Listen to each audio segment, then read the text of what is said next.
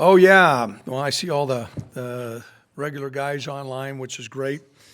Well, big week for us in CSU, playing for the Bronze Boot, and it's one of the neatest rivalries in all of college football for me. Having an opportunity to be part of these games, I've always heard about it, but till you get in the middle of it, and just understand the whole, I guess, gravity of what the Bronze Boot means and what it means to the two campuses and ROTC groups and all the pageantry that goes along with it. It's certainly something special. I know our players are excited about it. But I'd like to I guess rehash last week against San Jose. We knew going into the ball game that they had some weapons. We knew we were going to need to play well to win. And I thought some parts of our game, we played well. We probably ran the ball with the traditional tailback runs as well as what I can remember for quite some time, actually, and really established the line of scrimmage. I think the numbers bear that out. Xavier had 172 yards and 7.8 yards per carry, so that's good. And then Titus was in there. We mixed him in. He had 5 yards per carry, and DeWine had 11 yards per carry. So overall, that part of the game between the backs and the offensive line, fullbacks and tight ends, all those people that blocked really did a good job. We were able to hit a couple explosive plays in the passing game, one in particular to Isaiah Nair. I thought Levi did a great job adjusting his feet and came up with a big, long touchdown. And also, he threw another really nice ball in the corner, and Isaiah came up with a contested ball, actually was interfered with and came down for it. So we're really encouraged about that. And the other thing is we played the game awfully clean. We had, when I say clean, I'm talking about penalties. We had 0 penalties, and that's been the best that we've done, and we made that a point of emphasis. Where we came up short, I thought our defense probably did some uncharacteristic miscues.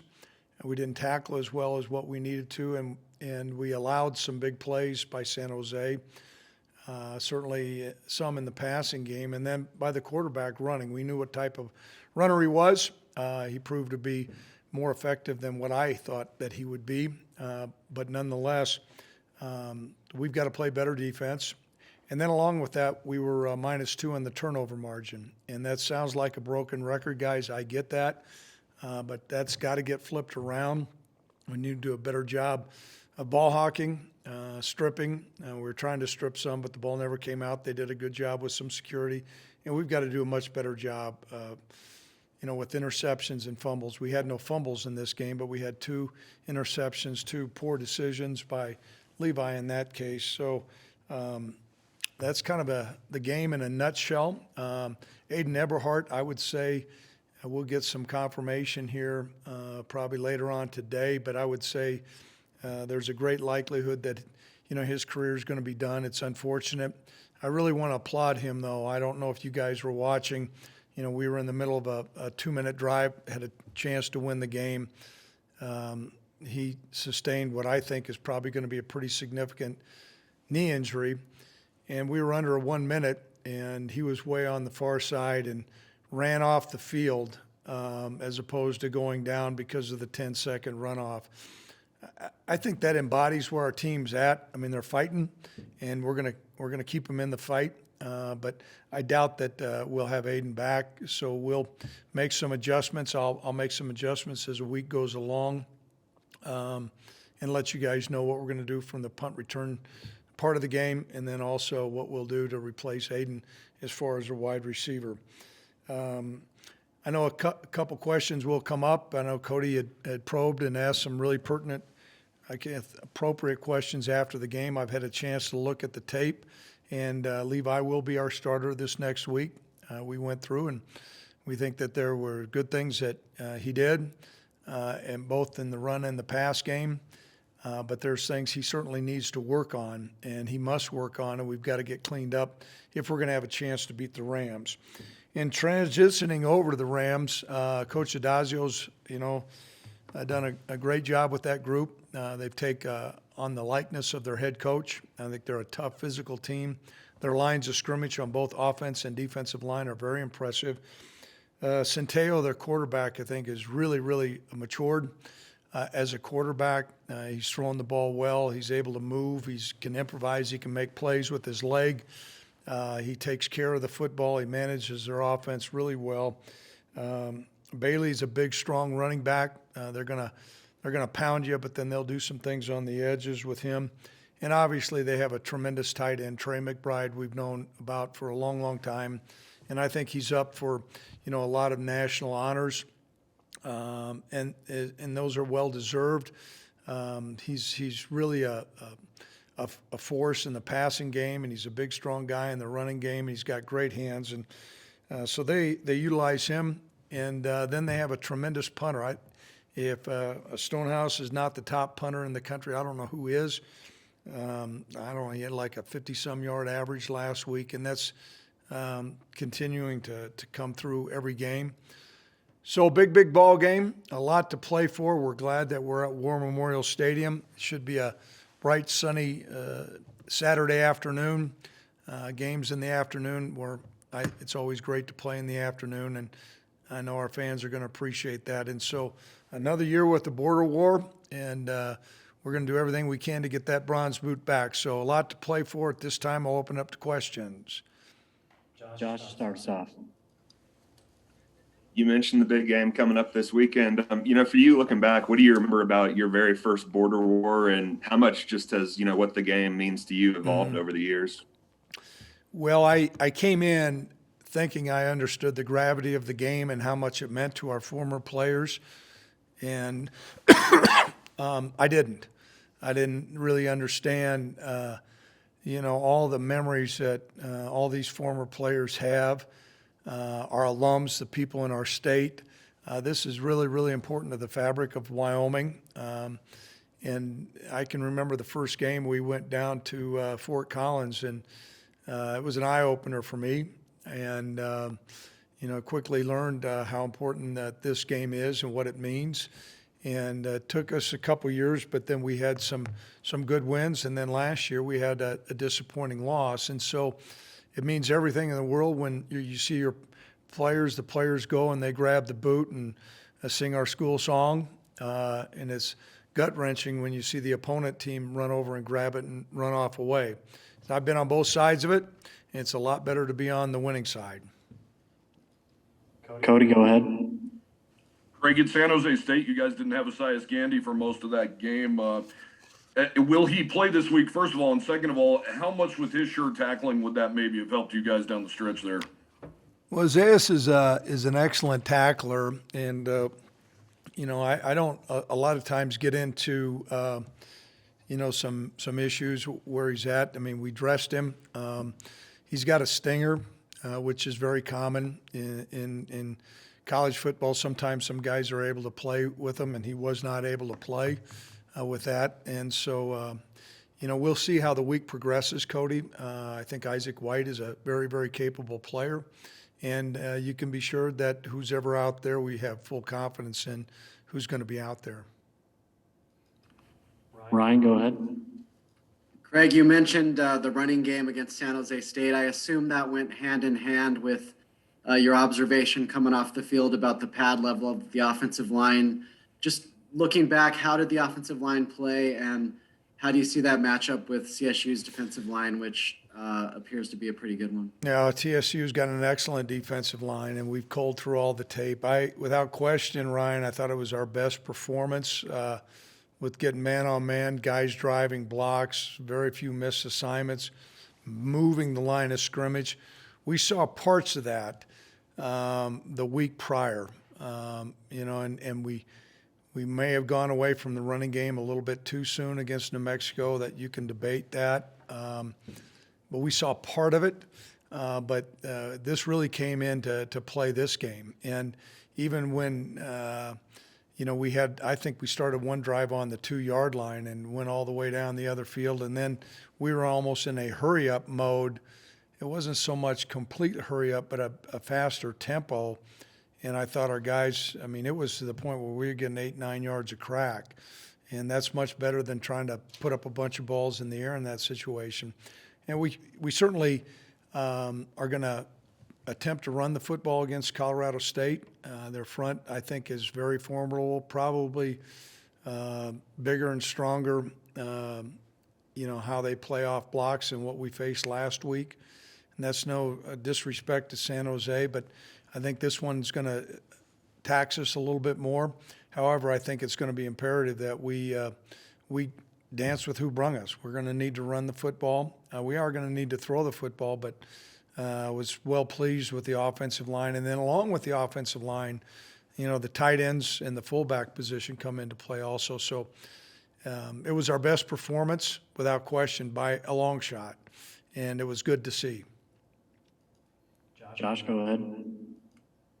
Going off of that, Frank Crum seems like he's been playing with a ton of physicality up front for you guys recently.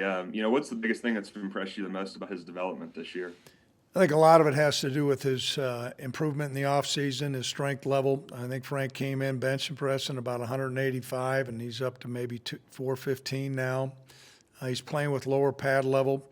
He's 6'8". He's got a big frame, but sometimes because you can be 6'8", you can get a little top heavy. He's learning how to control his body better. He's not as grabby. He's moving his feet, and he's playing with a nasty edge, and we'll need that come Saturday. Cody, go ahead. Might as well stick with the offensive line here, Craig. I saw Rudy Stouffer and Latrell Bible got in the game. Was that you trying some new things out, or was that out of necessity, or how did that work? A little bit.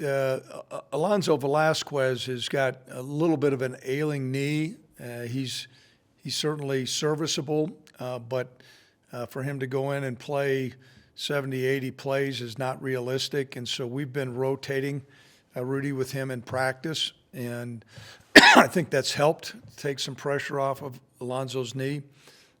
He's certainly doing everything he can as far as treatment and strengthening, but and we feel comfortable with Rudy. Latrell Bible is a guy, of course, as you know, started last year at the left tackle position, and so he's played quite a bit.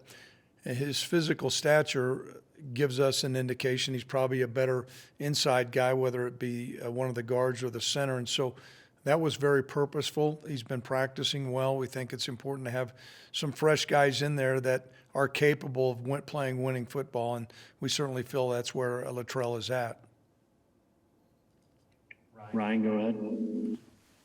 Craig, Chad Muma was named a semifinalist for the Buckus today. I'm sure it's like asking a parent who their favorite child is, but how would you compare just kind of his career at Wyoming to Logan Wilson, the guy he replaced? Well, I can tell you, if I had a quarter for every time an NFL personnel guy asked me that question, I'd be a wealthy guy, and I'm still eating at Wendy's, so I'm not a wealthy guy.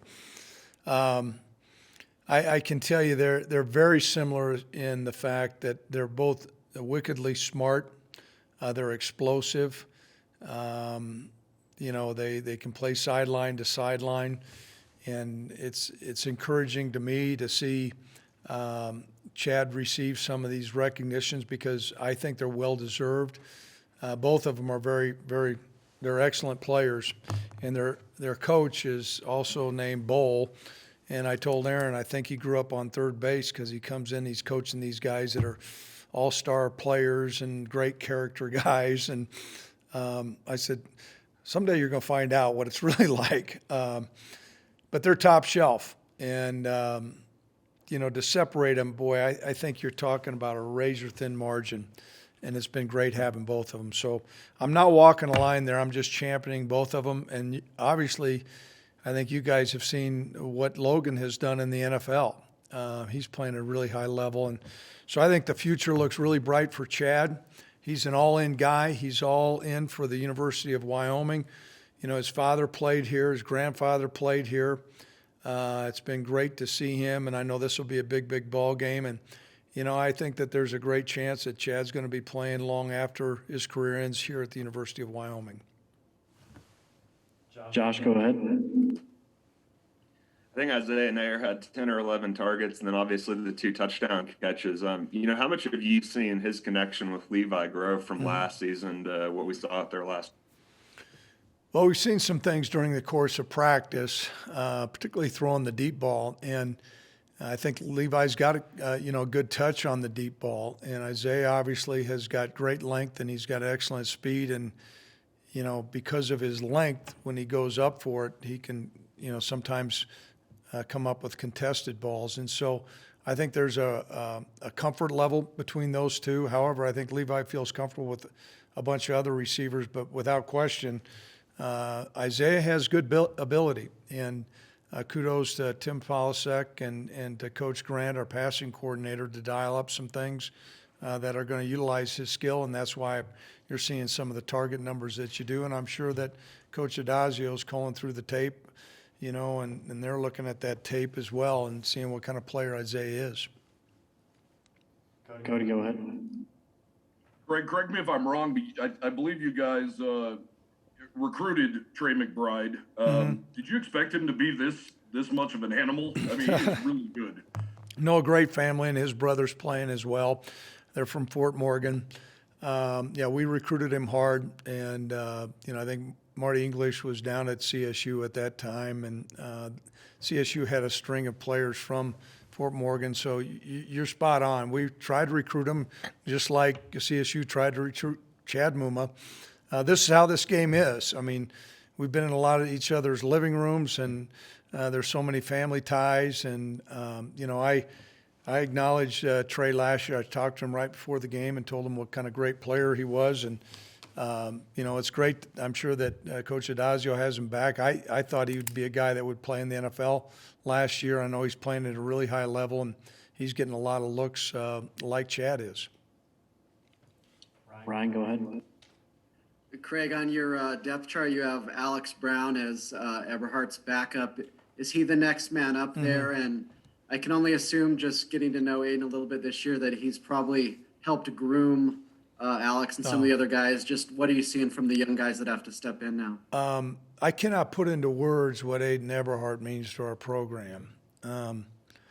He's a guy that shows up every day. He's encouraging to other guys. He's competent. He makes plays. He's humble. He works hard. He's a great leader. He's always encouraging younger players. We'll need to have a next up mentality because Aiden is a guy that, if you just go back through and look at a lot of the plays that were made. I mean, we were in a tough spot, I think, on a third down and whatever here in the first series of the second half, and we needed somebody to make a play. And I talked to our guys at halftime, and Levi found him. I think Aiden broke about 3 tackles and came up with a first down, and our sideline erupted. Like I said, I think it's really doubtful we'll have him the rest of the year. I've said that before, and sometimes I've had to retract my words, but his presence is going to have a lasting impression. I know he's going to be a supportive guy on the sideline, even though I think he probably won't suit up. He's a Colorado guy, so this game means a lot, and he'll be out there like having another receiver coach. Cody, go ahead. Craig, speaking of being supported from the sideline, saw Sean Chambers being the first guy out there shaking hands with his guys and stuff last week after touchdowns. What can you say about that guy and how he's handled this situation? I think that does not surprise me. Sean's character runs really, really deep. His connection with our football team is really entrenched. He has a great deal of respect on both sides of the locker room, and how he was, I think, is an indication of the person he is. He's constantly talking to Levi. He was encouraging the other players, and this is a fun team to coach. You're always going to have some challenges here and there, but these guys, they have a tremendous competitive nature. We're in a little bit of a rough spot but having guys like Sean sure make it easy, when you're on a little bit of a skid. You have a cup of coffee and you go into work and you know that you're going to see him come around the corner. It's one of the reasons why I'm still coaching. I can tell you that. These young people are phenomenal. We got any more questions, guys? Tracy, go ahead. This is kind of off the wall, but have you ever thought, given the speed and the durability and the skills of the two guys, of putting both quarterbacks in at the same time? We've toyed with that many years ago. We had Carson Wentz was a backup, and we played Carson and our starter at the time. Didn't go great. Doesn't mean that we can't do it. I don't think you see a lot of people do that though, Tracy, but it does open up another element. I'm not going to divulge. I'm sure Coach Adazio is going to watch this deal just like I'm watching him. Maybe we can meet on the state line and tell each other what we're going to do, and I'll tell them we're going to play both quarterbacks, Tracy. Let's put that out there, all right? I just figure they both seem to be pretty good runners as well as passers.